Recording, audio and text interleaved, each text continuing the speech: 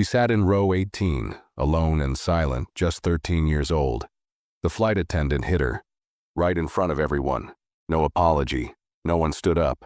But the girl's mother was flying the plane, and what she did next changed everything, without saying a single word. Before we start the story, comment below where in the world you're watching from today. And if you enjoy stories like this, don't forget to subscribe and turn on the bell icon so you never miss the next one. Ziana Lowell sat quietly in seat 18C, her legs tucked in, sketchbook open on her lap. Her fingers moved in slow strokes, shading the wings of a bird she had been drawing since takeoff.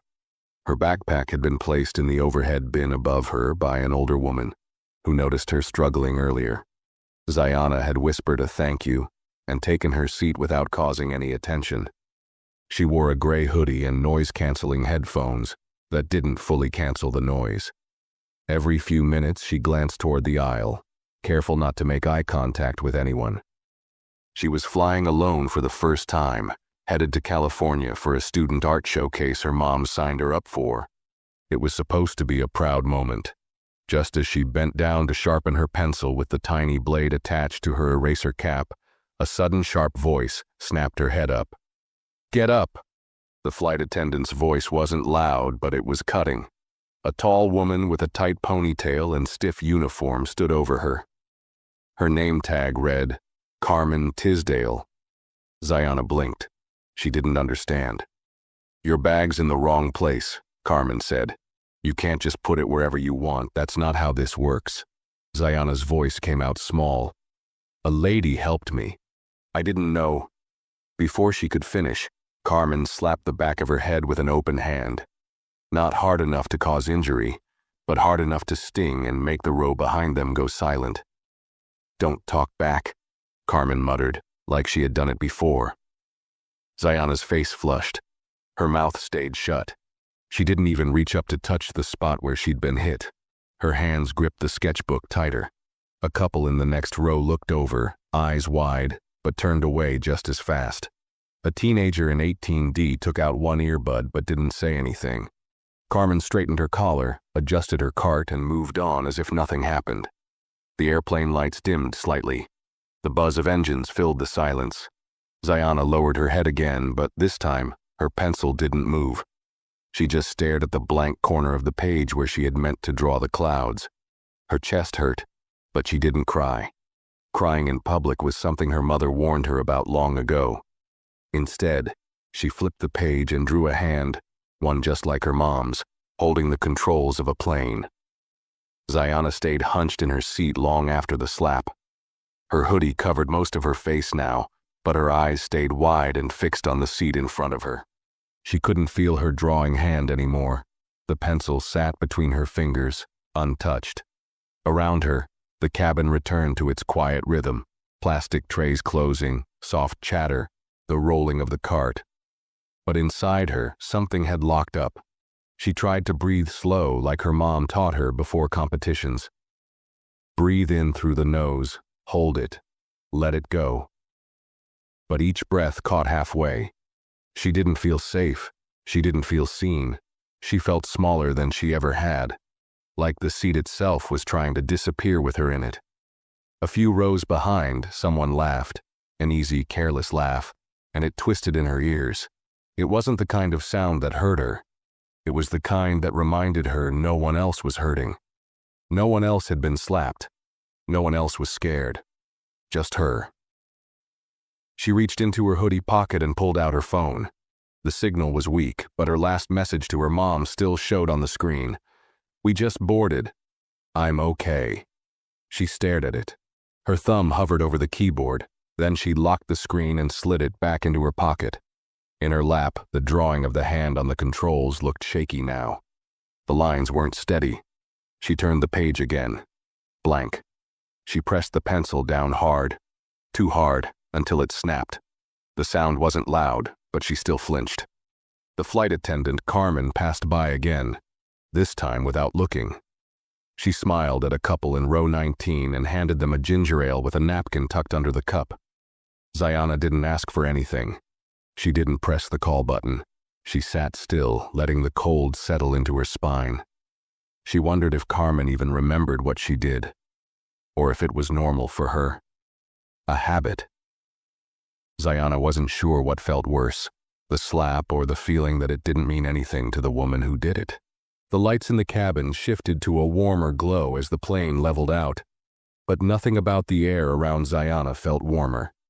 Her hands lay flat on her thighs now, the broken pencil placed gently on her tray table like a piece of evidence no one would ever look at. She didn't touch her sketchbook again. Every part of her felt watched, even though no one was looking. That was the strange part. They had all seen it, but no one seemed to care. Carmen returned down the aisle, offering drinks this time. Zayana didn't look up. She kept her eyes on her knees, her breath slow and shallow. She could hear Carmen's voice, sweet, polite, too polite, as she spoke to the couple in 19A and 19B. "Would you like sparkling or still?" Her tone was light, pleasant, practiced, a sound meant for people who mattered. When Carmen reached row 18, she paused just long enough to see Zayana wasn't making eye contact. She didn't speak. She simply skipped the row entirely and moved on. Zayana didn't move. It was so clear.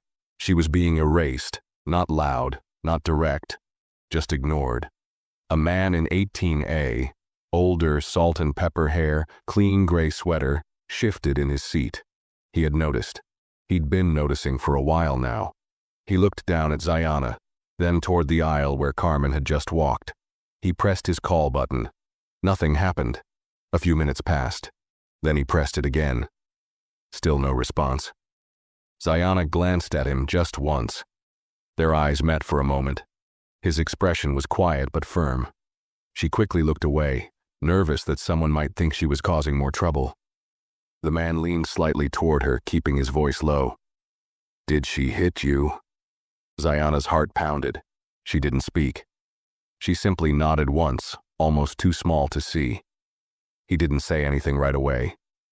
He sat back, folding his hands on his lap, then reached into the seat pocket and took out a small leather notebook. He began writing something carefully, line by line, with a calm hand. Then he looked at Zayana again. "Don't worry," he said gently. "You're not alone right now." Zayana felt a lump form in her throat. She bit the inside of her cheek to keep the tears from pushing forward. She wasn't sure if he meant it, or if this was something people just said to sound kind.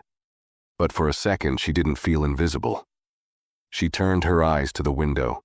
Clouds hung like soft mountains outside. She used to think clouds looked like safe places, but right now, they looked far away. Too far. Inside her pocket, her phone buzzed once. She pulled it out slowly. A new message from her mom lit up the screen. "Let me know when you land. I'm tracking you the whole way." Zayana stared at the message. Her fingers trembled. She typed 3 words. Something bad happened. Then she deleted them. She stared out the window again, and this time she whispered to herself, "Please land soon." The cabin lights dimmed again as the flight settled into its long stretch. Dinner trays clinked in the distance and soft music played from overhead speakers, some instrumental jazz that tried too hard to make the space feel calm. Zayana sat motionless, her head tilted against the window, but her body stiff, like she was bracing for something that hadn't happened yet. She kept her face turned away from the aisle, eyes watching the clouds slip by, though nothing outside felt real. Everything in her chest felt tight and jumbled, anger, fear, confusion. But above all that, shame.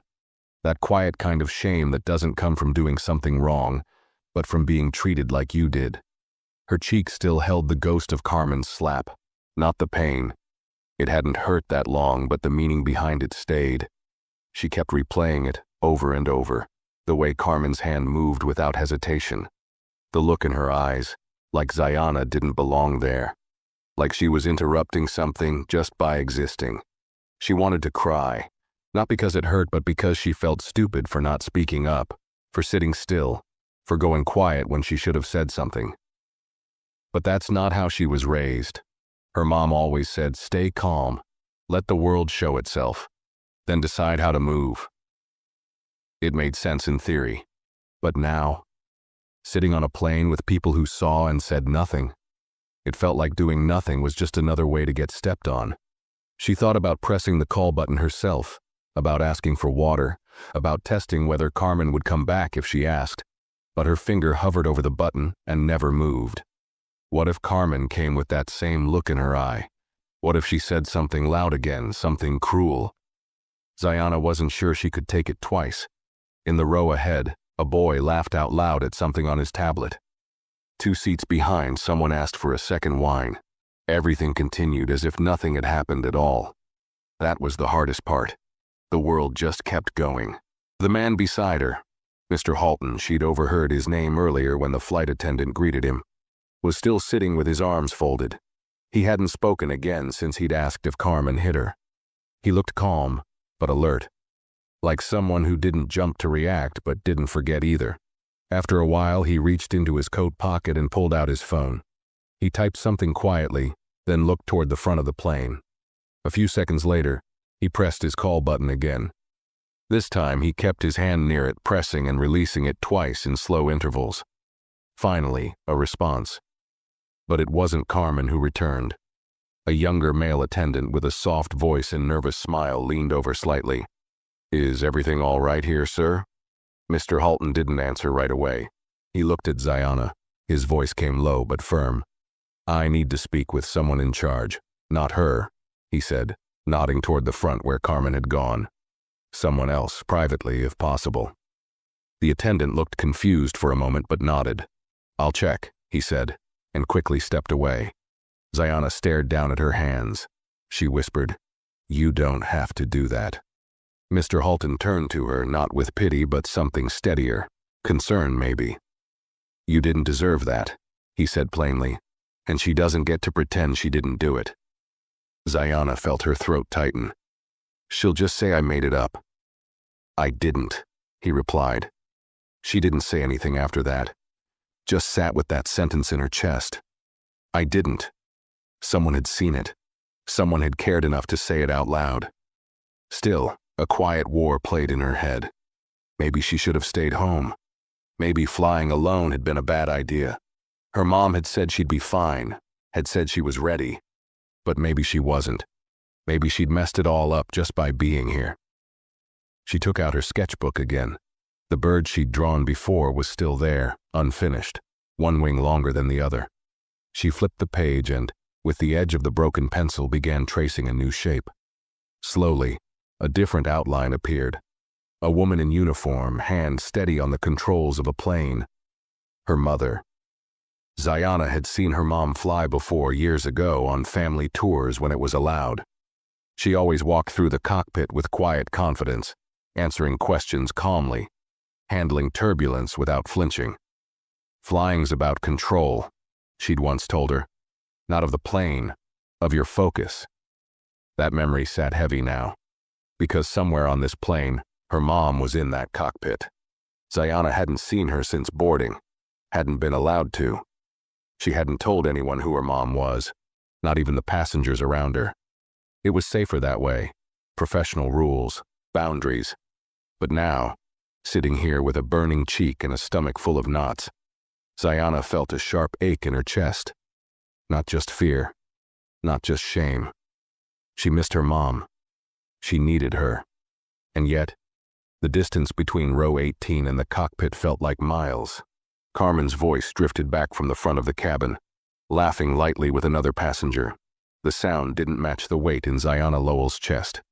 It was the kind of laugh that felt practiced, polished. The kind flight attendants used to make passengers feel special. Ziana stared down at her lap, wondering how someone could be so two-faced, so cruel in private, and so charming in front of everyone else. The air felt heavier now. Her hoodie clung to the back of her neck.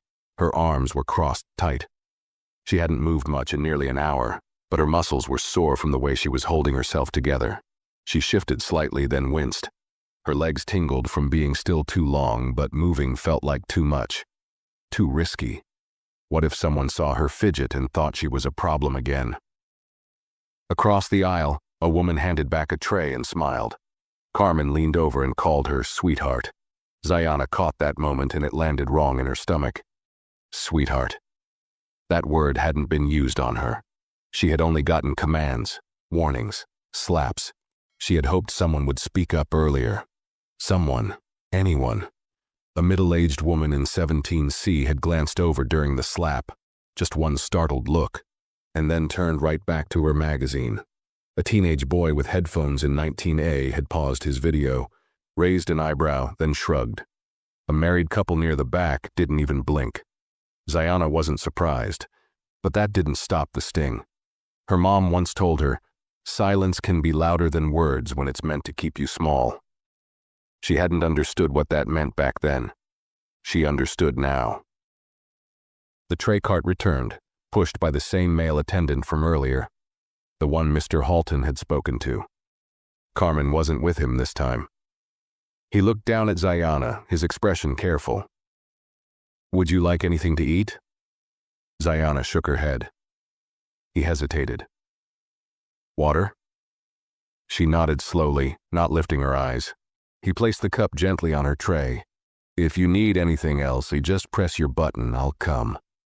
His voice was soft, not pitying, just respectful. It helped, but only a little.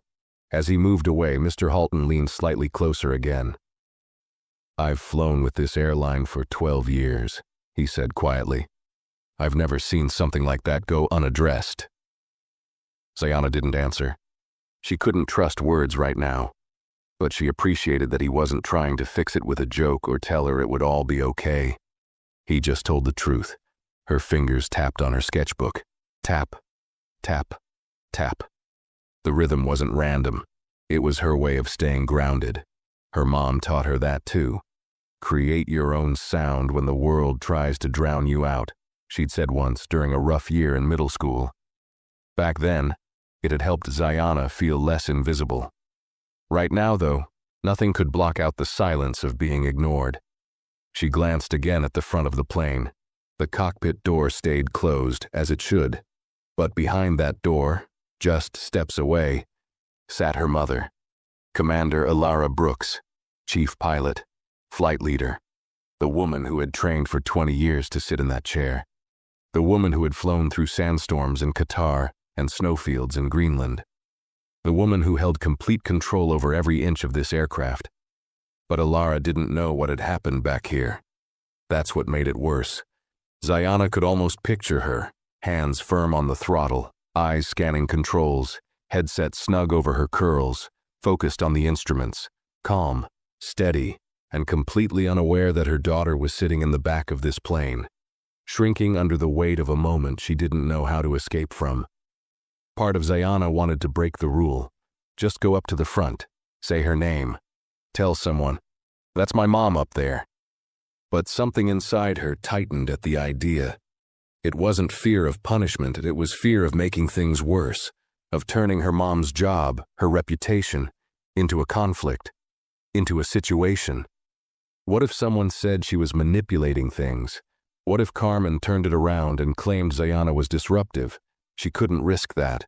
Not when her mom had worked so hard to be taken seriously in a space that rarely allowed women, especially women like her, to lead.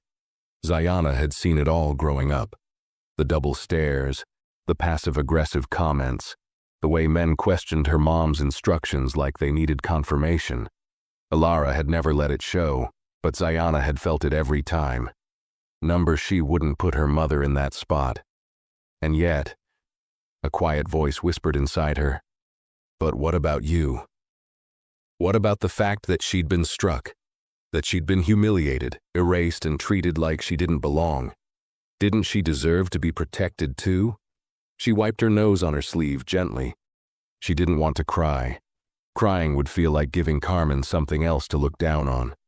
Instead, she opened her sketchbook again and pressed the pencil to the page, harder than before. The woman in the drawing, her mom, now had sharper eyes. The lines were deeper, her hands stronger. Ziana looked at the cockpit door one more time. She didn't know what would happen next, but something inside her had shifted. Maybe she couldn't speak up loudly, but she wouldn't stay invisible. Not anymore. 10 rows ahead, the soft ding of the flight phone echoed through the cabin. It was brief, just a single tone, but it cut through the low hum of engine noise and meal service like a signal. Most passengers didn't notice, but Carmen Tisdale, standing near the galley, did. She froze mid-pour, one hand steadying a bottle of sparkling water over a glass for a well-dressed man in business class. Her eyes narrowed for a split second, then she straightened and set the bottle down. "Excuse me," she said with a quick smile. Her voice was sugar-smooth, polished again. She turned and walked briskly toward the front. Ziana Lowell didn't see Carmen leave. She was still curled slightly in her seat, holding her sketchbook like it anchored her. But something in the air shifted. The pressure changed, and while she couldn't explain why, she sensed something had begun. Mr. Halton, still seated beside her, noticed too. He reached into his jacket pocket again, pulled out a business card, and quietly slid it into the flap of Ziana's sketchbook without a word. She glanced at him, confused, and he said gently, "Just in case someone pretends none of this happened." Ziana held the card in her fingers. It was heavy cardstock, plain white, clean font, Gideon Halton, civil rights attorney. Her stomach flipped, not because she felt safer, though she did a little, but because this confirmed something she hadn't been sure of until now. It wasn't all in her head. Someone else believed it mattered. Up at the front of the plane, Carmen stood just outside the cockpit door, adjusting her uniform as if preparing for inspection. She pressed the small button again, waited, and the lock clicked open. A man with a headset leaned out, co-pilot Bryce Emerson. He didn't smile. "Captain Brooks would like a word," he said quietly, then stepped back. Carmen blinked, unsure. "Now?" she said immediately. Inside the cockpit, Commander Alara Brooks didn't turn around right away. Her eyes remained on the instrument panel, hands calmly switching settings as they entered cruising altitude. She had flown this route dozens of times, but this time her body held a stillness that didn't come from focus. It came from restraint. When Carmen stepped into the cockpit, Alara finally turned her chair just slightly, enough to face her. Her expression was unreadable. Her voice, when it came, was level. Cool, not cold, but firm enough that even the air felt sharper. "I've received a report," Alara said, "that a minor passenger in row 18 was physically struck by a member of cabin crew." She didn't raise her voice. She didn't blink. "Was that you?" Carmen's posture stiffened. "Captain, there was a misunderstanding. The girl was being difficult. I needed her to follow instructions." "She was struck?" Alara repeated, slower this time. "Answer yes or no." There was a long pause. Carmen's jaw tightened. "I corrected her posture. It wasn't forceful, nothing aggressive." Alara didn't move. "A witness says otherwise. Passenger in 18A. Multiple call button presses were ignored, and it seems you skipped her during service." Carmen's cheeks flushed. She had an attitude. "These solo miners sometimes think they're—" "Finish that sentence," Alara said, her voice a little quieter now. "I want to hear exactly what you think she is." Carmen didn't. She swallowed hard. Alara turned back to her controls. "You'll remove yourself from the cabin for the rest of the flight. Your shift is suspended pending immediate review. You will not address or approach row 18 again." I don't think this is necessary," Carmen stammered. "With all due respect, Captain, this is a bit extreme for a minor miscommunication." Alara didn't look at her again. Her voice dropped low, measured even. "She is not just a passenger, she is my daughter." Carmen's face drained of all color. "I put her on this flight under full compliance. She boarded quietly. She followed every rule. You assaulted her." Alara's words were almost too calm now. "And now I am giving you one last professional courtesy before this becomes formal disciplinary action." Carmen opened her mouth, but no words came out. Alara pressed the comm switch and spoke without turning. "First Officer Emerson will supervise your removal to the staff jump seat at the rear. You are done for this flight." Carmen was escorted out silently, her face pale and mask-like. The cabin door closed behind her with a soft click. Back in row 18, Ziana didn't know what had just happened. The sound of the door closing was faint, but something in her chest loosened, just slightly. The tension in her jaw, her shoulders, her back, still present but shifting. The new male attendant returned and offered her a blanket. She didn't ask for one, but he said, "Captain Brooks asked me to make sure you're comfortable." Ziana blinked. She didn't speak, just nodded slowly. She wasn't sure what that meant, how much her mom knew, how much had been said, but deep inside she started to feel it. Not relief, not yet, but something else. The first edge of safety. The blanket felt soft against Ziana Lowell's arms, but she didn't pull it over her lap right away. She just held it, gripping the folded edge between her fingers. Her eyes stayed on the seat back in front of her, unmoving, though she wasn't seeing anything anymore. Her mind had gone somewhere deeper, somewhere slower. She didn't know what had just happened exactly. The cabin hadn't changed in any loud way. No one had raised their voice, no big announcements. But Carmen was gone, vanished like smoke. One moment she was weaving down the aisle with her sharp tongue and polite poison, and the next, nothing. The new male attendant, his name tag said L. McRae, now made quiet rounds through the cabin. His voice was gentle, offering water, pillows, soft smiles. Nothing fake, nothing forced. Just kind. He passed by Ziana's row again and asked softly, "Need anything, miss?" She shook her head, almost scared to speak. He nodded once and walked on, no questions. Ziana pressed her fingers to her face. It was warm, still burning from earlier, not from the slap anymore, but from everything that came after. The silence, the shame, the weight of being too scared to do what she wanted to do, stand up, speak up, yell something. She hadn't. She'd stayed quiet. But somehow, something had changed without her needing to shout. She should have felt stronger, but she didn't. Not yet. And that made her feel guilty. She pulled her sketchbook back onto her lap. It was bent now. The cover creased from being held so tightly. Inside, the pencil drawings had smudged. Her mom's face half faded on the page. She flipped to a new sheet but couldn't draw. The lines wouldn't come. Her hand hovered for long moments, unsure, not from lack of skill, but because she didn't know what to feel. Was she relieved? Was she angry? Was she weak for not telling the truth out loud? Or was staying quiet the only way to survive? A strange noise rose in her throat. Not a sob. Not quite. More like a tight breath wrapped in frustration. She let it out slowly and leaned her forehead against the cool window. Outside, night had begun to spread across the sky. The clouds below were darkening. The sun dipped at an angle, casting soft streaks of orange and violet across the horizon. It looked beautiful. It also looked so far away from everything that had just happened inside the plane. Ziana closed her eyes.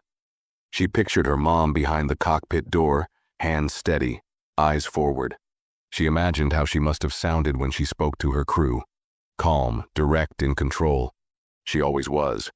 Ziana had never seen her mother panic, never seen her lash out. She just did what needed to be done. Had she known what happened back here the whole time? Had someone told her? Did her mom figure it out on her own? And had she stepped in? That thought caught in Ziana's chest. Because if it was true, if her mom had found out and moved things behind the scenes, it meant she had been protected quietly without even asking for it. But then the guilt came rushing in again. Was that cheating?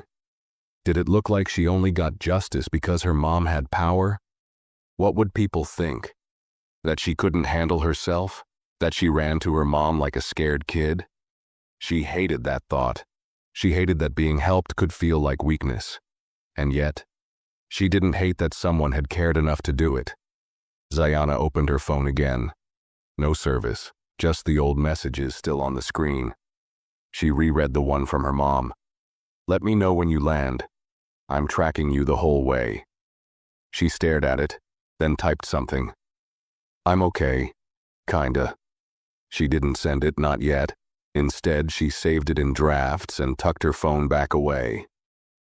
From the front of the cabin, She heard the soft voice of the co-pilot make a minor announcement, just a time update and a weather note for their destination. Nothing urgent. But the voice calmed her. It was steady, measured. She imagined her mom was right there beside him, flying through the dark with hands so familiar they didn't even tremble anymore. Sayana leaned her head back and slowly pulled the blanket up to her chest. It smelled like clean cotton and something faintly like lavender. It felt safe. She didn't fall asleep, not really. But for the first time since boarding, she closed her eyes without flinching, and for a little while she let herself drift without bracing for what might come next. The plane kept moving through the night sky, quiet and smooth, like nothing had happened. The turbulence was light, the hum of the engines steady. Passengers had begun to settle into the slow stretch before descent. Dim cabin, half-empty trays, seatbacks reclined slightly. Some were asleep, some scrolled on their phones, some whispered across armrests. But no one looked toward row 18 anymore. No one acted like the girl sitting there mattered. Sayana Lowell stayed wrapped in the blanket now, arms tucked beneath it like armor. Her sketchbook was closed for the first time since takeoff. She didn't feel like drawing. Her fingers were tired, not from movement, but from holding so much tension all day.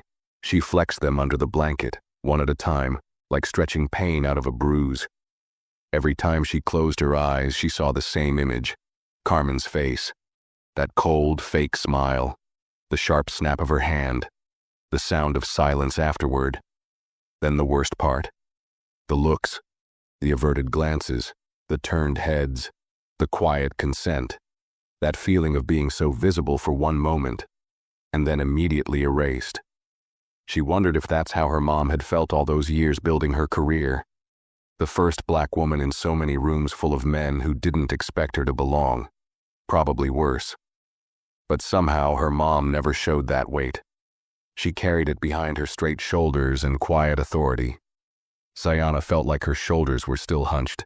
She tried to sit straighter, but the effort felt awkward, forced, as if her body was stuck in the memory. Footsteps approached from the front again, light but quick. A small sound, nothing loud, just leather soles on carpet. Sayana didn't turn her head. She didn't need to. A voice stopped beside her row. Calm, measured. "Excuse me, is it all right if I sit for a moment?" Sayana turned her head slowly. It was the co-pilot, a man in his 40s, clean-shaven, dark tie, nameplate reading First Officer B. Emerson. He looked straight at her, his hands folded, respectful. He gestured toward the empty middle seat beside her. "Only if you're comfortable with that," he added. Sayana nodded, unsure why. He sat down gently, not too close, keeping a small distance. His posture relaxed, not intrusive. "I won't take much of your time," he said. "I just wanted to say, you were seen." Sayana blinked. He didn't explain. He let the words hang there, not just witnessed, seen, recognized. She didn't know how to respond. The man glanced around to be sure no one else was listening, then lowered his voice. "I won't speak out of turn, but I've worked with Captain Brooks for 8 years, and I've never seen her pause mid-flight to make a phone call from the cockpit." He gave a small smile, not amused, respectful. "She told me to make sure you knew without making a scene that what happened today was not okay, and it's being handled." Sayana stared down at her lap, her throat thick. Her voice barely made it out. "Is she mad at me?" The co-pilot's eyebrows lifted. "Mad? At you?" He shook his head. "She's furious, but not with you. She's furious that someone thought they could treat you like that and not answer for it." Sayana's eyes burned suddenly. She didn't want them to. She looked away quickly, swallowing hard. "She didn't come back here herself because she said she didn't want to embarrass you, didn't want to make it harder. She said..." He paused, then repeated softly, "She'll already have to carry enough of that moment. I won't let the spotlight add more." Sayana's chin trembled. She bit her lip and nodded. Once. Small. Sharp. "She also asked me to check if you'd like to come to the cockpit before we land. Not for any reason, just to see her. But only if you want to. Zayana didn't answer right away. She didn't trust her voice. The emotions rising were too much, too fast. Her chest ached with a tight swirl of things. Relief, love, sadness, guilt, pride, exhaustion. The co-pilot didn't press. He simply stood up after a moment. "Take your time. We've got a bit before descent." He gave a short nod, then walked quietly back toward the front. Zayana turned her face toward the window again, her eyes blurred now. Her mom knew. Her mom knew. And instead of turning it into a scene, she'd made it right from the shadows. Quiet, controlled, just like her. Zayana let herself cry now, just a little. Not because she was weak, because she realized she hadn't been alone. Not for a second. She wasn't small. She wasn't forgotten. She was seen. For a long time, Zayana Lowell didn't move. She sat in her seat, curled beneath the blanket, eyes unfocused, staring through her reflection in the window. The sky outside was darker now, the last hints of sunset swallowed by night. The cabin glowed dimly behind her. Soft yellows, blinking seatbelt signs, the occasional rustle of someone shifting or coughing. But inside her, the noise had quieted. She kept replaying what the co-pilot said. You were seen. No one had ever said that to her before. Not like that. Not in a moment where she felt so small she barely believed she existed to the people around her. And her mother. Her mother had known the whole time, had felt it, had acted. Not with panic, not with shouting, but with a kind of power that moved in silence. Zayana reached up and wiped her face with the sleeve of her hoodie. The fabric was rough and slightly damp now, but it felt real. More real than the numbness she'd been wrapped in for hours. Her breath was slow, deeper now. Her chest still ached, but it wasn't fear anymore. It was something else. A quiet grief. Not just for what happened to her today, but for all the time she had swallowed moments like this and said nothing. She thought about her old school, about the counselor who once told her she should tone down the attitude if she wanted to be liked more. She remembered a teacher who had accused her of copying a project because middle schoolers don't usually write like that. She remembered the cashier who handed change to the white girl behind her first. Each of those moments felt small when they happened. She never told anyone, not even her mom. But today wasn't small. Today, someone laid a hand on her. And today, someone paid attention. She reached for her phone and opened her draft message again. I'm okay. Kinda. Her thumb hovered, then deleted the words. She started over. I heard you knew. Thank you. She didn't send it, not yet, but it felt good to write. She looked around the cabin now. Everyone else seemed normal, comfortable, watching movies, flipping pages, sipping water, stretching legs. The kind of quiet that comes after dinner service and before landing. None of them knew what it took for Zayana to feel safe again. None of them would remember this flight. But she would. She turned slightly and looked at the middle seat between her and Mr. Halton. He was awake, reading now, a slim paperback held in one hand, glasses perched on his nose. He hadn't said anything since earlier. He didn't need to. She reached into her sketchbook, pulled out the card he'd given her and slid it gently into her hoodie pocket. She didn't know if she'd need it. Maybe she wouldn't. But it felt good to hold something that said, "You matter enough for someone to take notes." The announcement tone dinged, soft and familiar. A calm voice came over the intercom. Ladies and gentlemen, this is your captain. We'll be beginning our descent shortly. We've had a smooth ride so far, and weather in the area remains clear. On behalf of the entire crew, thank you for flying with us tonight. Zayana closed her eyes. That voice. Her mother's voice. She hadn't heard it since the morning before boarding. Now it came not as a comfort from across a kitchen table, but through a speaker overhead, calm and unshakable, carrying the whole aircraft beneath it. She felt her throat close slightly. She wanted to cry again, but this time the tears weren't heavy. They were full of something she hadn't known she needed until today. She reached for her sketchbook again, flipped past the old pages, and found one that was half drawn. A flight deck, control panels, levers, small blinking lights. She began filling it in, carefully. The outlines were clearer now. She added a figure in the seat, sharp posture, hair in a bun, eyes forward. Then she drew a second figure just behind her, standing at the doorway, smaller but strong, watching. For the first time since she boarded, Zayana smiled. It was small. No one saw it, but it was real. She closed the sketchbook gently, held it in her arms, and whispered to herself, just barely audible, "I do belong here." And this time she believed it. The seatbelt sign flickered on with a soft chime, and a voice from the intercom, clear and steady, announced that the descent would begin in just a few minutes. Zayana Lowell fastened her belt without looking down. Her hands moved on their own, automatic, but her thoughts weren't in the present. She stared at the back of the seat in front of her, her face expressionless, but inside, she was sorting through everything, one piece at a time. She wasn't trying to forget what happened anymore. She was trying to understand it, trying to make sense of why something so wrong could happen in public, why no one had stopped it, and why it had taken someone in power, someone connected, to finally make it matter. The ache in her chest wasn't fear now. It was heaviness, a full-body kind, the kind that settled in your bones after you kept quiet too long. She thought about Carmen again, the way she'd acted so confident, like Zayana was the one being difficult, like correcting a child with her hand was normal, expected, even justified. That moment hadn't been about rules. It hadn't even been about the bag. It was about placement, about where Carmen thought Zayana belonged.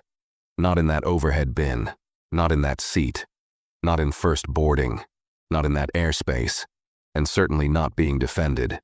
That slap wasn't just physical. It was a message. But now, Zayana understood something Carmen hadn't. She did belong, and someone powerful had made that clear without ever raising her voice. The quiet reappearance of the male attendant, Mr. McRae, interrupted her thoughts. He knelt gently in the aisle beside her. "Miss Lowell," he said softly, "Captain Brooks wanted me to let you know.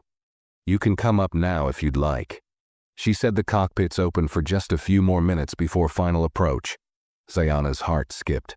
She hesitated. Her first instinct was to say no, stay in her seat, avoid attention, avoid being seen walking through the cabin where people would watch, maybe whisper, maybe ask questions. But then again, hadn't she spent enough time trying not to be seen? She nodded, just once. He smiled and stood. "Follow me when you're ready." Zayana peeled the blanket off slowly. Her legs were stiff. Her body didn't want to move at first, every muscle sore from holding tension all flight.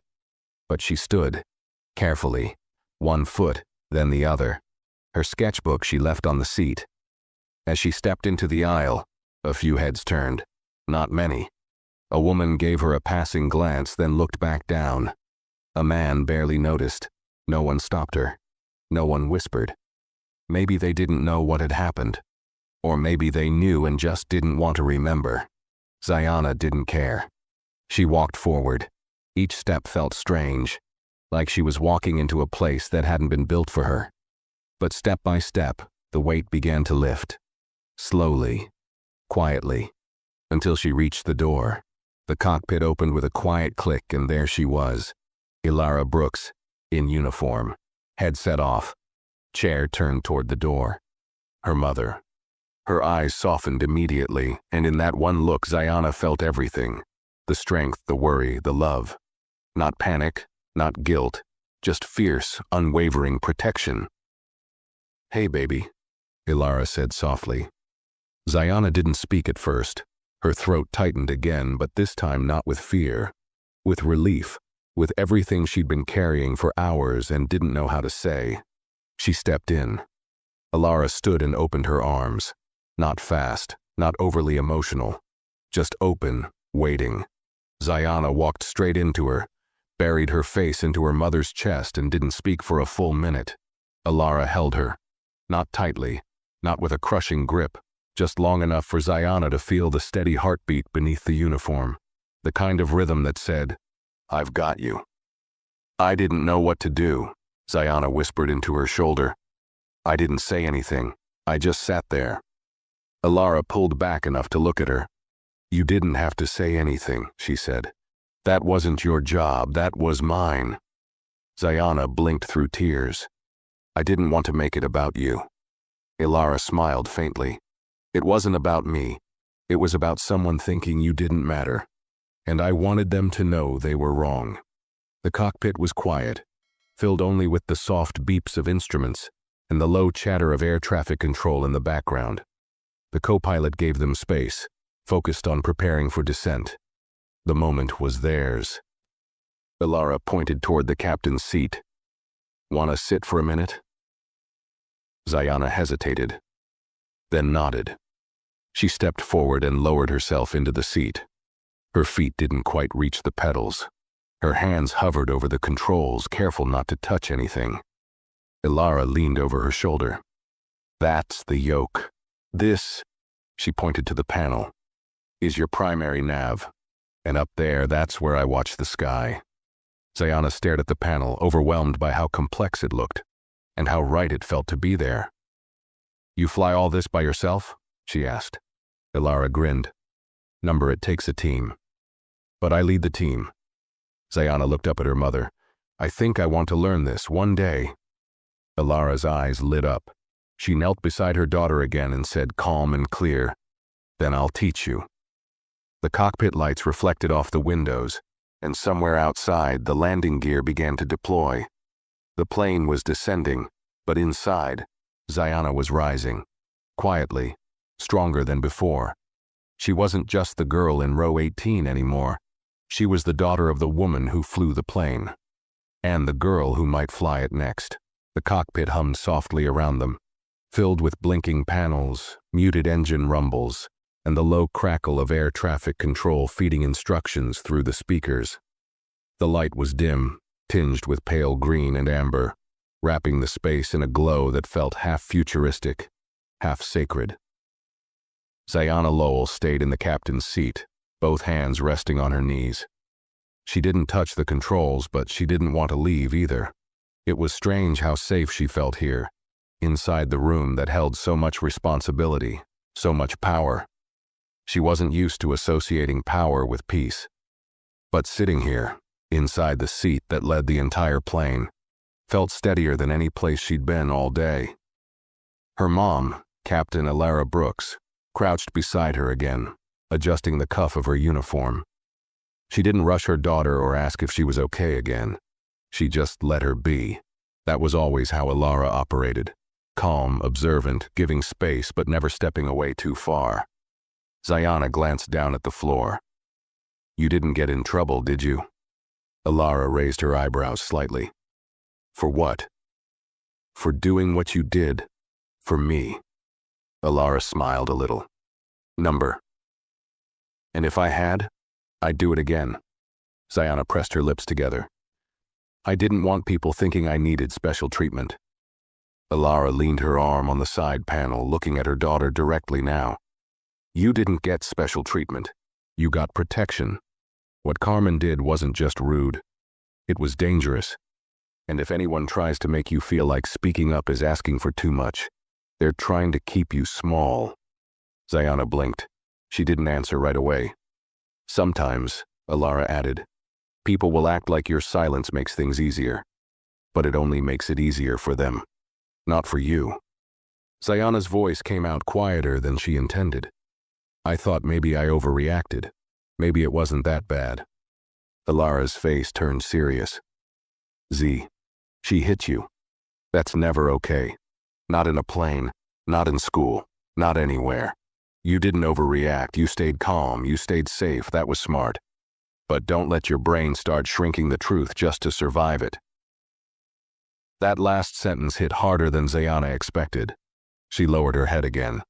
She had been shrinking it, mentally making it smaller so it would fit into something she could carry alone. But her mom wasn't letting her do that this time. She was forcing the truth to take up space. And that truth was this.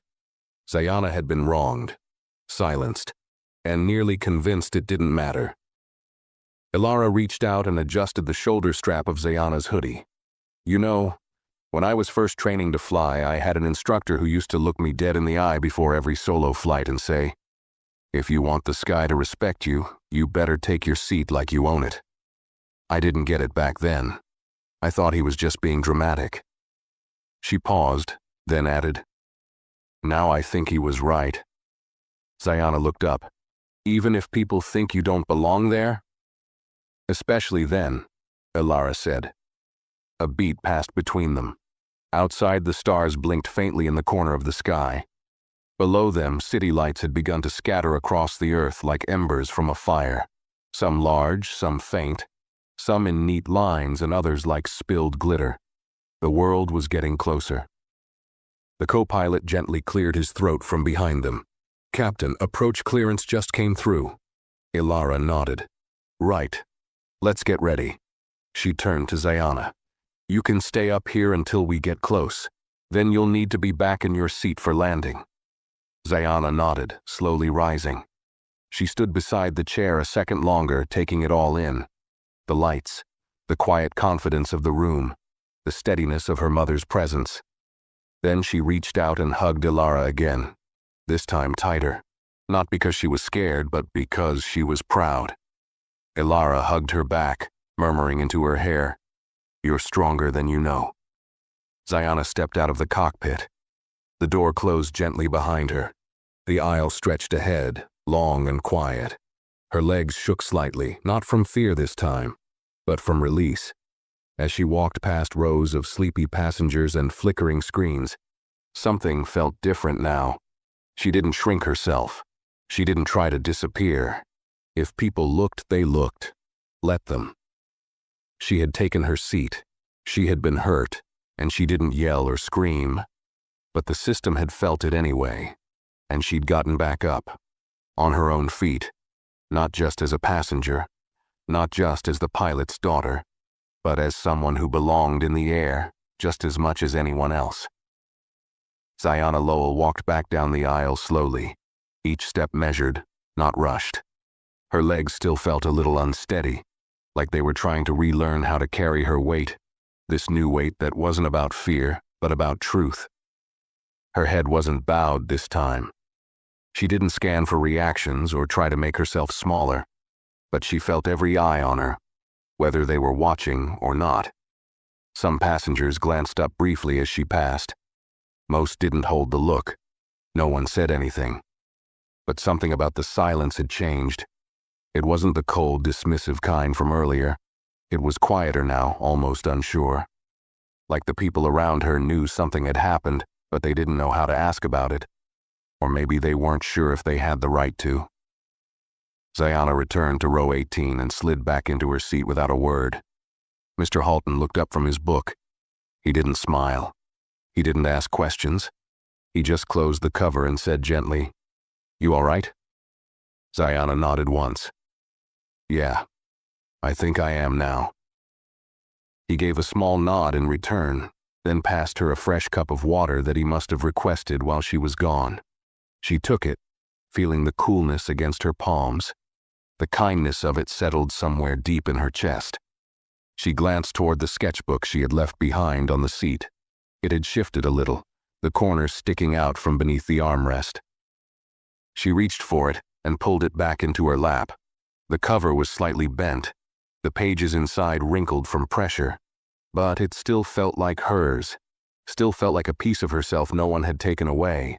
She opened it slowly and flipped back to the cockpit drawing, the one she'd started just before everything changed.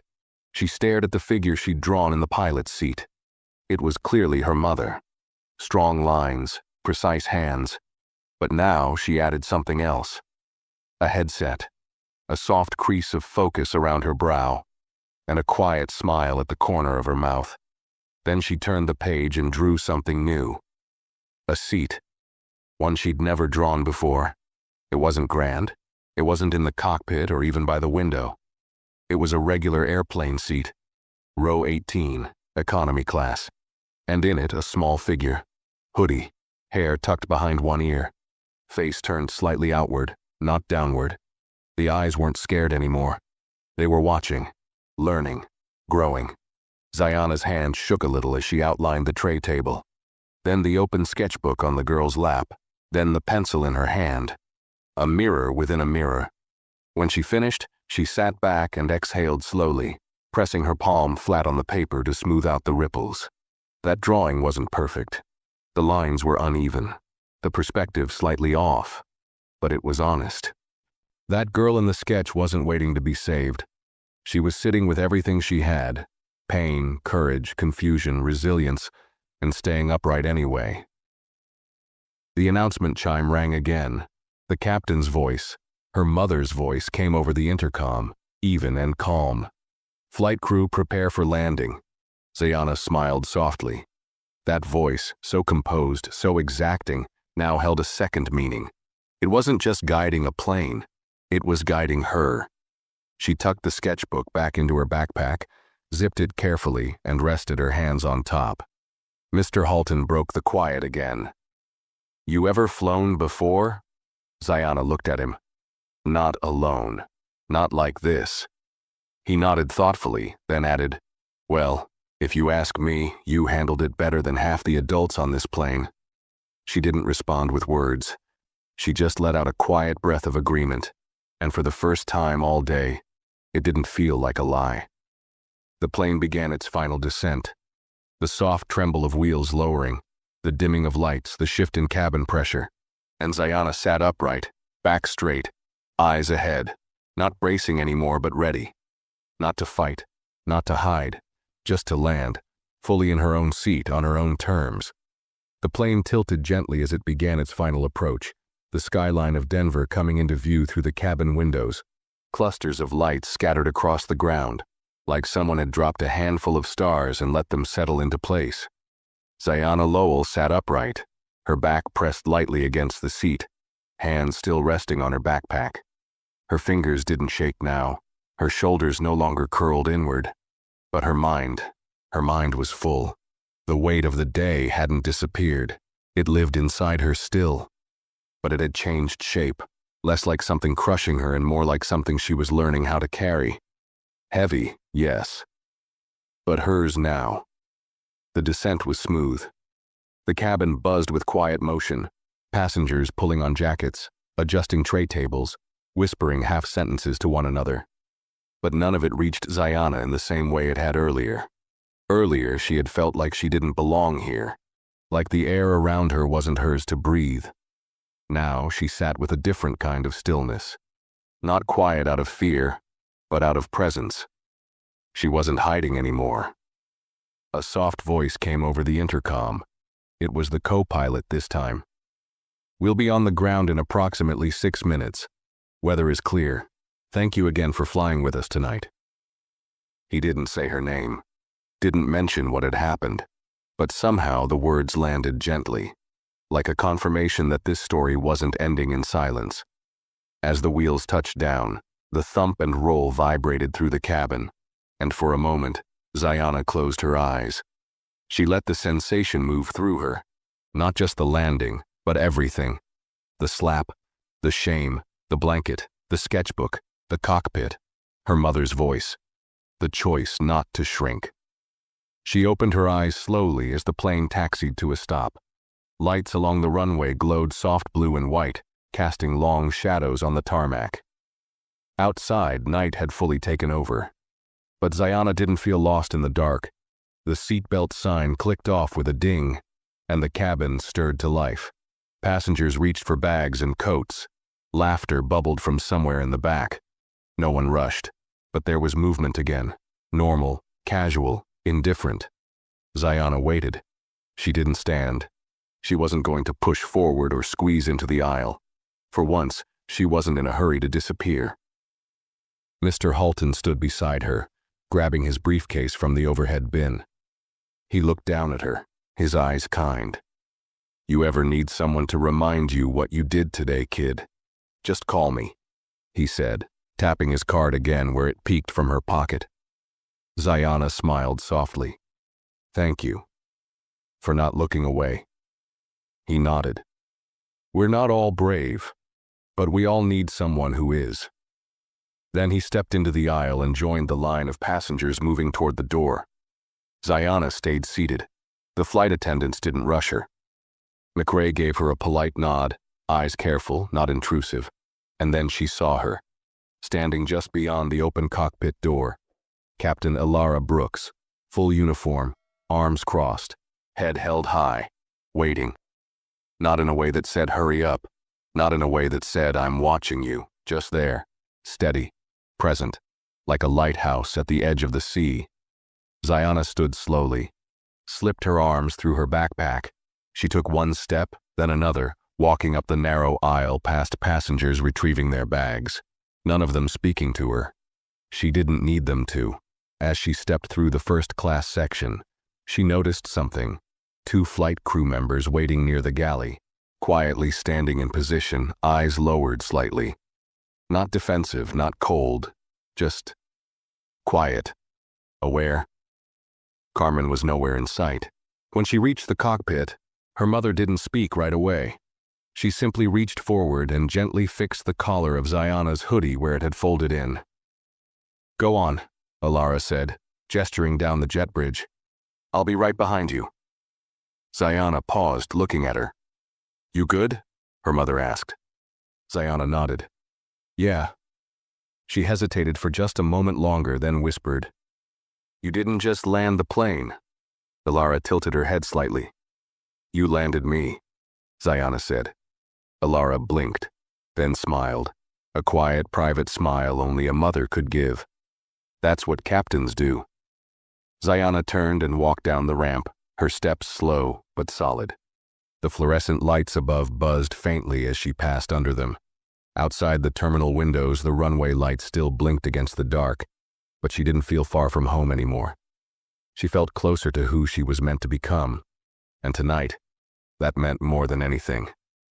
The jet bridge stretched out ahead of Ziana Lowell like a tunnel of cool air and low white light.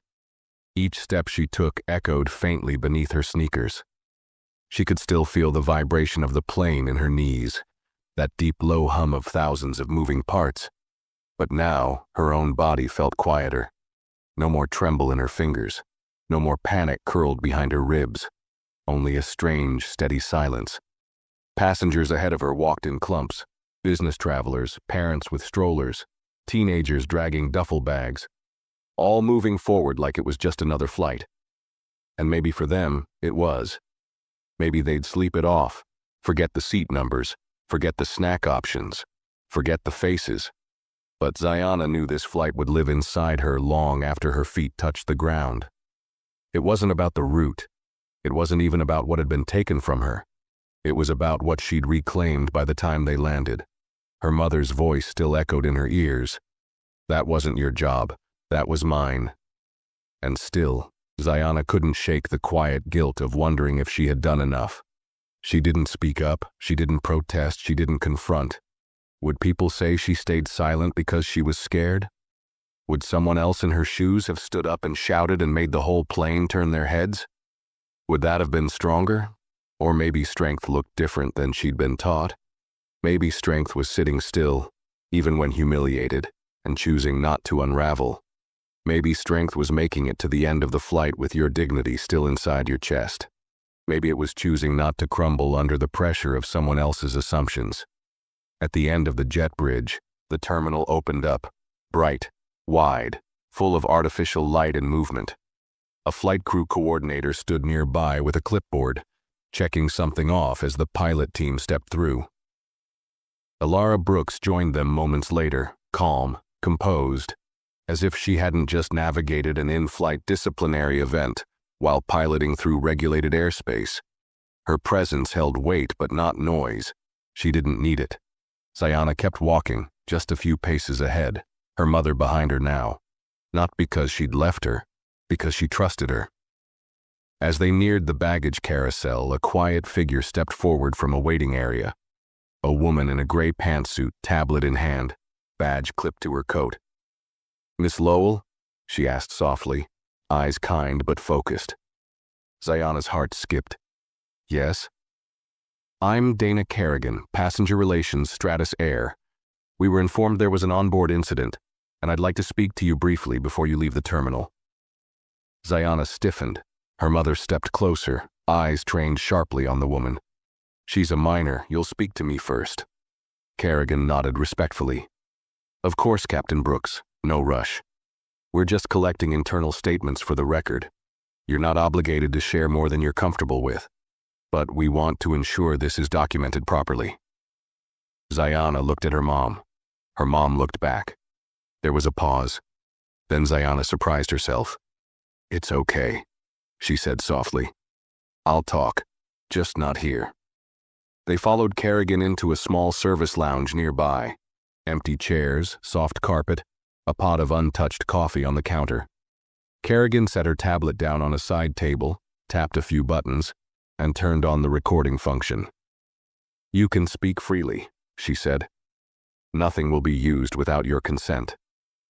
Zayana nodded slowly, her eyes drifting to the corner of the room. She took a deep breath, then another, and then she began. She hit me, Zayana said. Her voice was even, but her throat tightened anyway. Not hard enough to bruise, but hard enough to remind me I didn't matter. She kept going.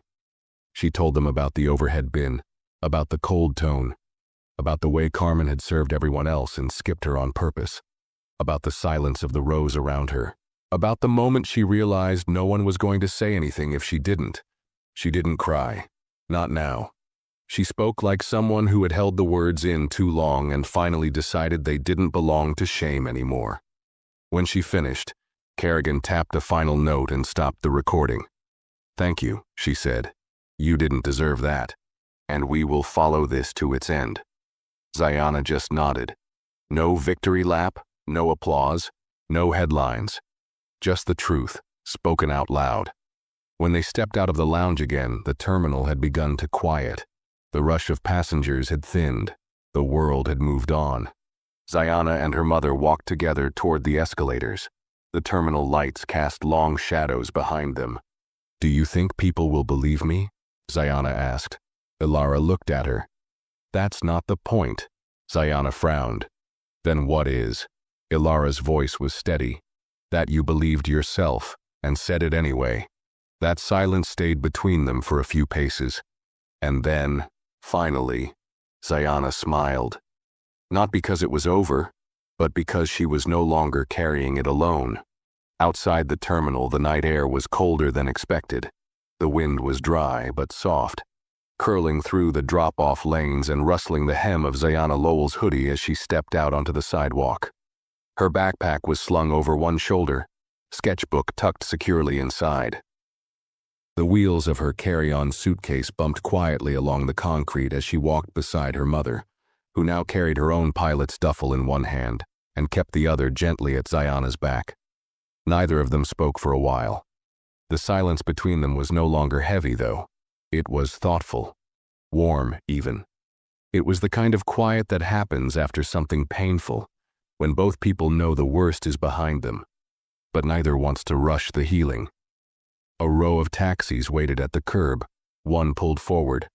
Ilara opened the trunk for the driver, loaded both bags herself, quick and practiced, and then opened the back door for her daughter.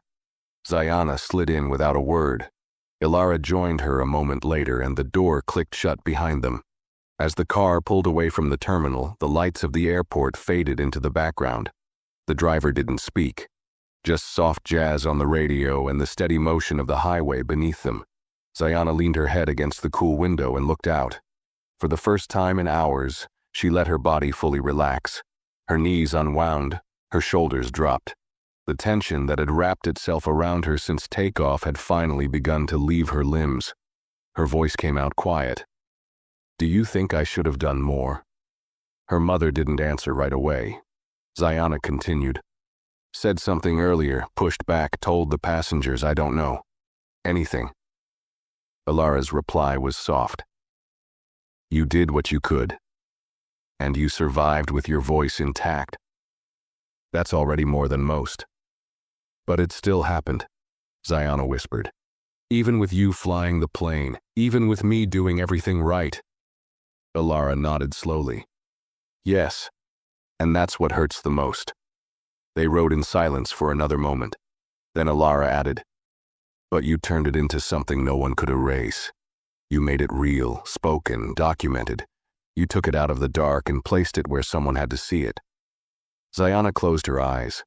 She thought about Carmen, about the slap, about the silence, about the man who'd seen her, the water she didn't get, the blanket, the sketchbook, the co-pilot's voice, her mother waiting at the cockpit door, and then the drawing she made of herself in her own seat, facing forward. When she opened her eyes again, the lights of the city were growing taller. Buildings, signs, street lamps, a world full of motion and noise, still spinning forward. She reached into her bag and pulled out her sketchbook. Her thumb brushed over the worn edge of the cover. She opened it to a blank page. With the taxi humming beneath her, she began to draw, not to distract herself, not to hide, but to remember. She drew a plane, not from the outside, from the inside. She drew row 18, the aisle, the tray, the armrest, and in the seat she drew a girl, hoodie, quiet face, pencil in hand. But this time she added something new, a shadow behind the girl, a figure just out of frame, calm posture, steady stance, watching but not stepping in unless needed. It was her mother, not just the woman who flew the plane, but the one who helped her land again, even when she didn't know how. She closed the book and whispered, more to herself than anyone else, "I won't forget this." Alara looked over. "You don't have to." As the car slowed in front of their hotel, the headlights lit up the front glass doors. The driver put it in park. Alara reached for her bag, but Zayana paused. She looked at her mother, really looked. For years she had admired her from a distance, watched her walk through airports with quiet confidence, watched her sit behind polished desks and glass walls, watched her fly jets across time zones without breaking stride. But tonight, Zayana had seen something more. Her mother wasn't just strong, she was anchored. And tonight, when Zayana's voice was almost lost, that anchor had held. They stepped out into the cool night air again. Alara held the door open as Zayana walked through first. The lobby lights were warm, golden, safe, the kind of glow that promised rest, not performance. No need to explain, no need to defend. Just breathe. As they entered the elevator, Alara reached over and pressed the button for their floor. Zayana leaned against the wall, her eyes heavy now. A different kind of tired. Not fear, not grief, just release. When the doors opened and they stepped into their room, Alara headed to her side of the suite and began to unbutton her uniform jacket. Zayana, still holding her sketchbook, crossed the room to the window and pulled back the curtain. The city stretched wide beneath them, glowing quietly. Planes blinked in the distance, high and small, moving across the sky like silent prayers. Zayana touched the glass. Then she whispered, "I want to fly one day. Like you." Behind her, Alara's voice came low. "You already are." And in that still moment, surrounded by a world that had tried to silence her, Zayana Lowell stood tall in the quiet. Not invisible, not voiceless, not just someone's daughter, but her own beginning. If you felt something while watching this story, give it a like. Share your thoughts in the comments and make sure to subscribe to the channel for more powerful stories coming soon.